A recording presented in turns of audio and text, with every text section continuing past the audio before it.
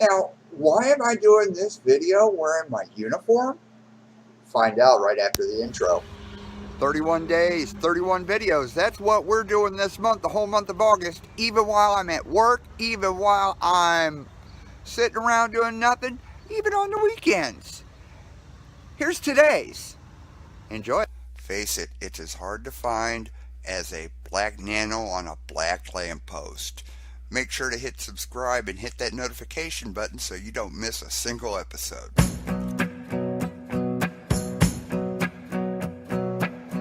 Hey y'all, how's your day going? How you doing? John Broyles, Geocaching Cubmaster here. I'm in uniform today for one specific reason.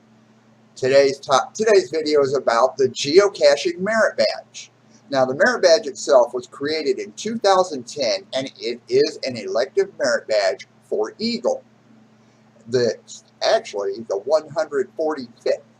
It hasn't been killed off yet, thankfully, and the latest revision, latest out of the pamphlet for the requirements, was printed in 2016, and I'll go over them here very shortly.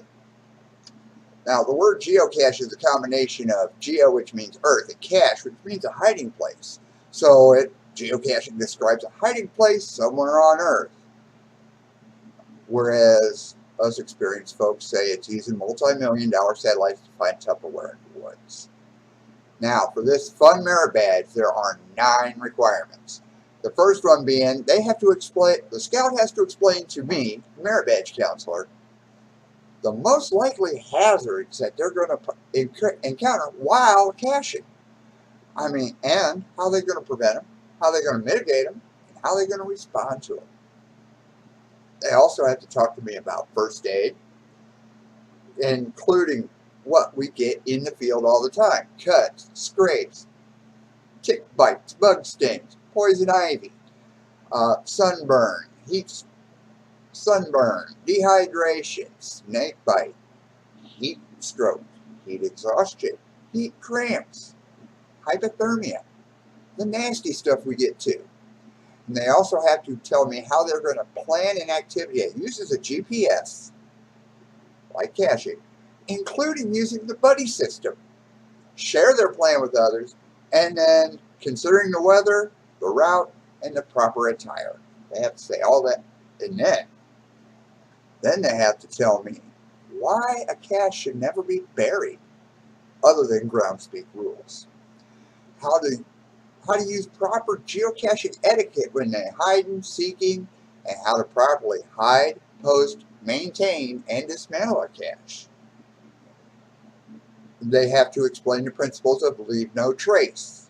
For geocachers, we call that CITO,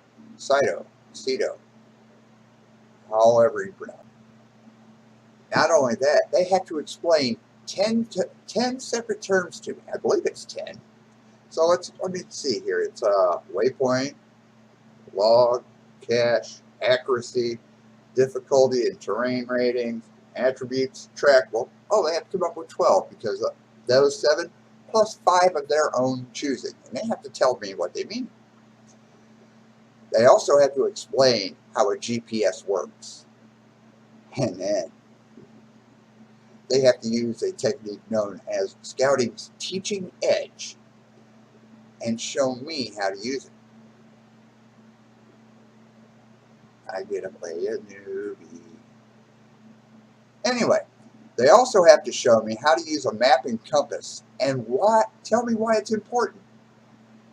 We all know batteries go dead and you lose signal. A scout will also need to explain the similarities and differences between GPS navigation and then map reading skills. And all the scouts learn map and compass on their way to first class. They have to explain the UTM system, how it differs from the longitude-latitude system that we use, and how to plot their grid coordinate, their UTM, on a map, and then compare that accuracy with a GPSR. They have to tell me the first 4 steps, or tell me the 4 steps in finding their first cache to me. then they have to mark and edit a waypoint on their GPS. Also, they actually have to make an account on geocaching.com with their parents' permission, of course. They have to share the posted information about 3 local geocaches and then pick one and go for it. Like I said, they'll have to get their parents' permission and to make an account on geocaching.com. Now, requirement number 8 is quite long. I mean, I got it posted up here so we could read it. I mean, it talks about a Cache to Eagle series if one's in that Scout's Council. My council does not have one. Also, one of the other requirements is create a scouting related travel bug that promotes one of the values of scouting, then release it into the wild. Track it for a month. Keep a log and then tell their counselor how it went at the end of the month. Hide a cache, following the guidelines in not only the Geocaching Merit Badge pamphlet, but Groundspeak's rules. And then before they do that, they have to give their counselor a 6-month maintenance plan of where they are personally responsible for it for the first 3 months. If you're a cache owner, you always take personal responsibility for your own cache all the time. Follow the logs on that cache for a month and then share their results. And then cache in, trash out. They have to explain what CITO, they have to explain what it means and describe how they've practiced it at public geocaches or at a CITO event. Leave no trace is what we teach the scouts. Then they either have to make CITO containers to leave at public caches. In fact, behind this guy up here will probably point to a video where I found one in a cache. Or they have to host a CITO event for their unit or the public. And seeing that they're supposed to have an account on geocaching.com, a CITO event. And then the last requirement they have is to plan a geo hunt for a youth group like their troop, Cub Scout pack, school, church. Choose a theme, set up a course with at least 4 waypoints. They also have to teach the other players how to use a GPS and to play.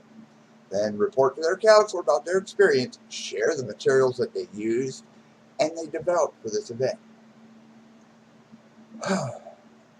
All that fun for a little bitty piece of cloth for an addiction that we keep on keeping on with. It's all good. Now, all this information came straight from the Geocaching Merit Badge pamphlet, and I will have a link to another place that has the requirements for all the Scouting Merit Badges and the Cub Scout ranks and the Boy Scout ranks and everything. I'll have a link to that down below also. That is going to take care of what I have to do today, telling you all about the Geocaching Merit Badge. Sorry it's such a long one, but there is a lot to this badge. If you happen to like what you see and like what you heard, and happen to know a scout or two who wants to go after that merit badge, or if you actually want to be a merit badge counselor yourself, hint, hint, wink, wink, go ahead and hit that like button. If you think I'm ugly, don't look good in a uniform, and Mama Shelley dresses me funny, hit that dislike button. And as always, Hulk smash on that subscribe button, and then ding that little bell next to it so you never miss a single thing that I pull out from under my epaulet. You thought I was going to say under my hat. Till the next time, I am John Broyles, the Cache and Cub Master. This has been DNF Magazine, earning a merit badge, counseling a merit badge. We'll see you on the trails.